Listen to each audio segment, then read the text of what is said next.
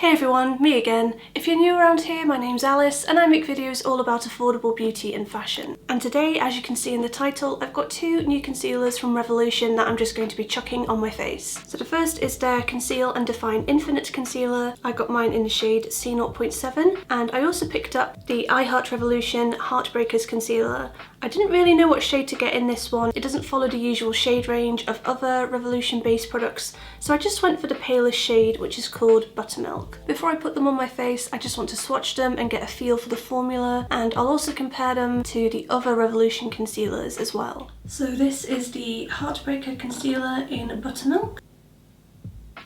So it's quite a pale colour with a slightly pink undertone. I'm not really sure how useful this heart applicator is supposed to be. It just seems to kind of make the product streaky, but let's see what it's like on the face.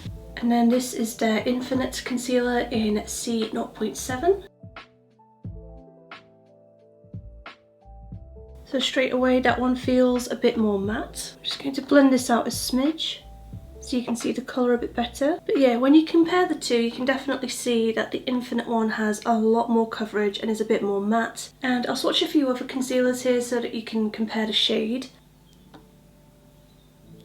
So this is their Original Conceal and Define in C0.7, and this one is Conceal and Hydrate in C0.7.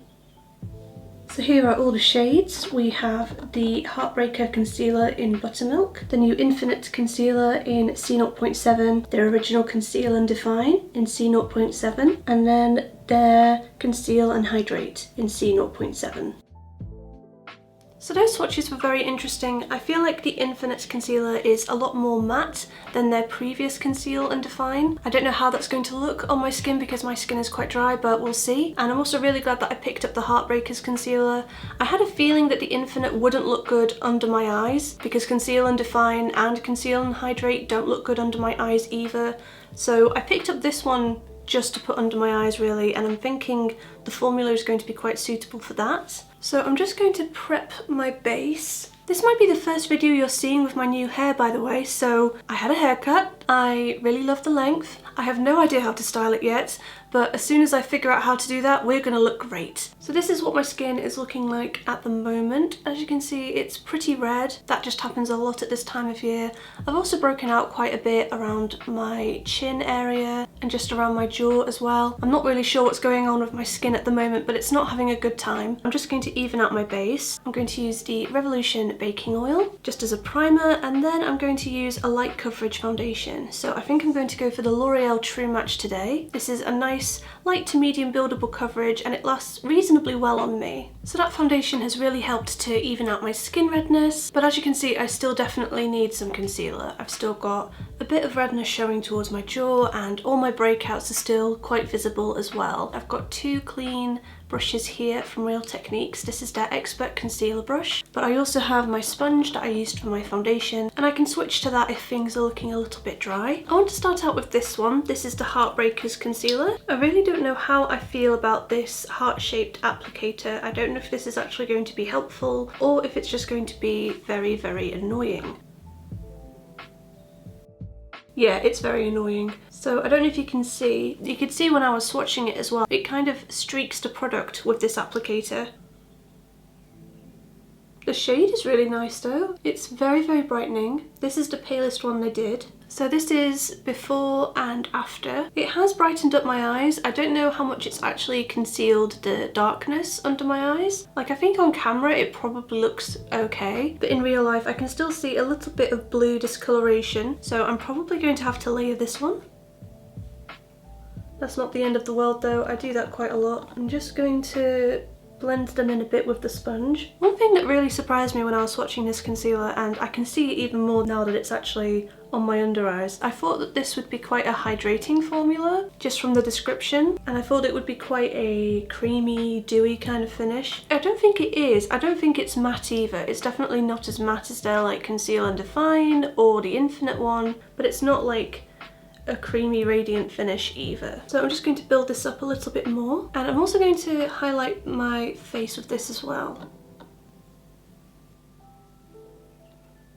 I'm going to try this just over my redness and just see how it does. I have a feeling it might not be quite enough coverage, but if it's not, then I can use the Infinite Concealer in a minute.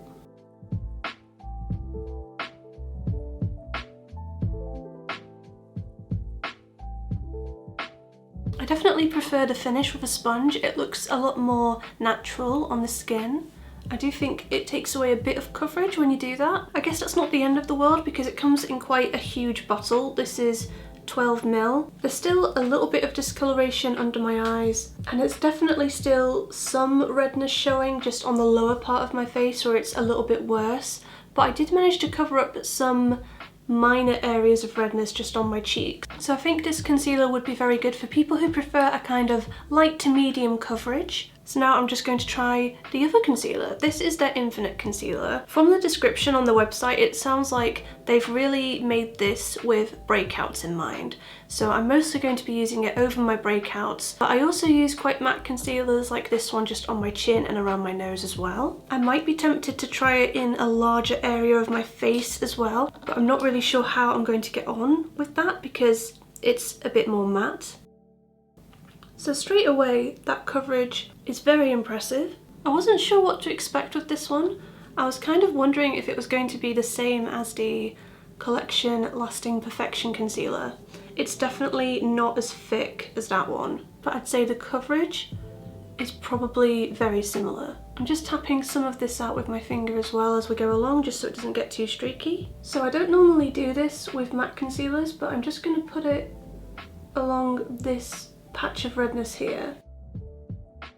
So usually I find concealers like this are a bit too drying to do that, but just for the purpose of this video I want to see how we get on. So far it looks alright actually, but we'll see how it looks once it's set and see if it oxidizes. I'm just going to put a bit over here as well.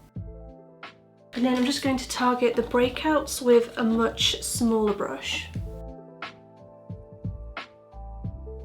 And this is how we're looking at the moment. So you can definitely tell that I'm wearing a lot of concealer. That's not ideal, but it does happen a lot because I typically do have to layer my base products quite a bit. Now that everything's settling in a bit, I'm getting a good idea of how it's going to look. It's a bit more of a satin finish than I normally go for. However, sometimes a satin or a matte finish can be quite good for me. It makes my makeup last a lot longer. So I'm just going to hop off camera and do the rest of my makeup now, and then I will come back with my final thoughts.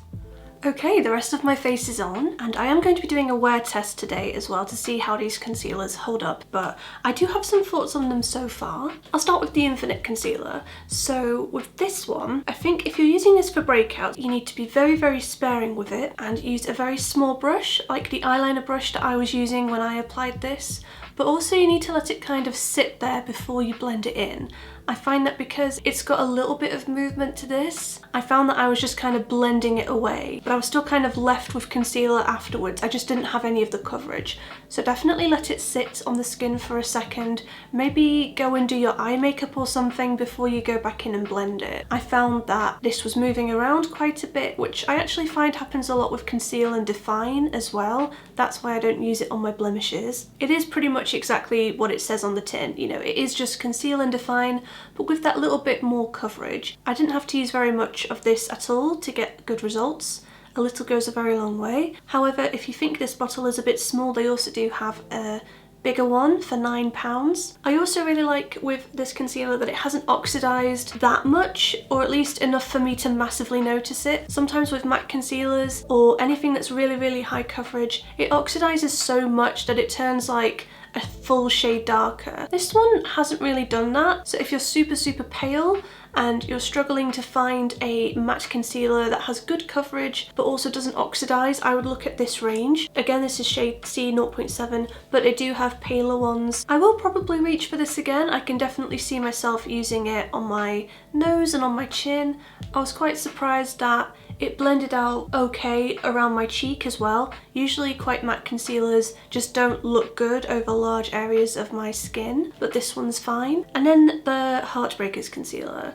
This one is just okay. Formula-wise, I'm just going to be honest, there's nothing really that special here for me, but it did the job, and I do like that the shade was very brightening, even for someone as pale as me. So I'll definitely use it again just to brighten up my face. However, in terms of actual concealing, I do have other products that actually cover my face a lot better. I also don't really like the smell. It's supposed to smell like coconut. To me, it doesn't really smell like coconut. It just smells a bit overly artificial. And I also don't like the applicator. So honestly, I'm not quite sure how much I'm going to reach for this one again, but keep in mind, this is just a first impression. I'm probably going to keep trying both of these over the next few weeks or so, and I'll try to update you either in a blog post or in another video at some point. First impressions are funny things. Usually if I like something in a first impressions, I continue to like it and my opinion doesn't really change. But sometimes if I don't like something in a first impressions that much, or if I'm just a bit meh about it, my opinion can kind of change when I try it with other products, or you know, when I'm having a better skin day. You know, anything can happen, so I'll definitely keep you posted on both of these. But I think that kind of sums everything up so far, so I'm going to go away and do some work now. It's about 11:30 in the morning, but I will come back this evening before I take off my makeup, and we'll just have a chat about how everything's worn during the day.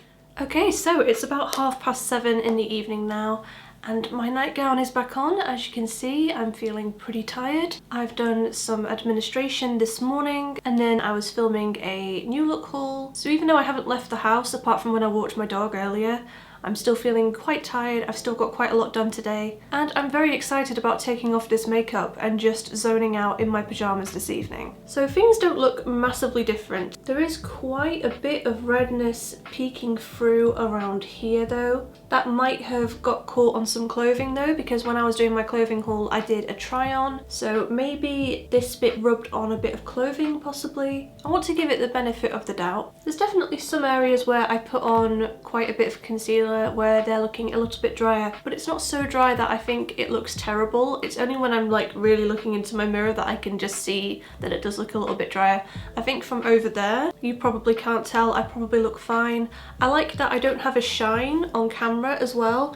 Usually when I sit under these studio lights, I can get quite a bit of shine on my forehead and down the center of my face. I don't have that at all, so that's really good. I can definitely see myself reaching for both of these concealers again, more so the Infinite concealer because I do just have a lot of breakouts at the moment, and I also have a few days coming up this month where I do need my makeup to last all day, so something quite matte and long wearing does seem very appealing to me, and I do want to try using it with a more dewy base underneath. The Heartbreakers concealer was nice to use, and I think people who don't need as much coverage as I do are going to enjoy using it. This one didn't really feel as like hydrating and radiant as I would have liked. I did really like how brightening it was though, so I can see myself using it in combination with other products when I just want to brighten up my face. Like if I'm using a fuller coverage foundation and I've kind of covered almost everything that I want, but I maybe want to highlight the center of my face, I think that's when I'll probably reach for the Heartbreakers concealer. I think it's an alright product. I think I will use it. I was just expecting it to maybe have a little smidge more coverage, and I was expecting it to be a little bit more creamy. Anyway, I think that's all of my thoughts on these products today. Let me know in the comments if you've tried either of these concealers or if you're thinking of picking any of them up. And let me know if you want to compare these to anything else in my collection. I've done videos before where I've worn one product on one side of my face and a different product on the other, so let me know if you want me to do that. For example, I could compare the Infinite concealer to the original Conceal and Define, because I have both of them in the same shade. I really hope you enjoyed watching this video and found it helpful. If you did, please give it a thumbs up, it really helps my channel out. And feel free to subscribe if you're new around here. I'm uploading videos twice a week at the moment. That's every Wednesday and Sunday at 9 AM. And I'll see you guys at the next one. Bye!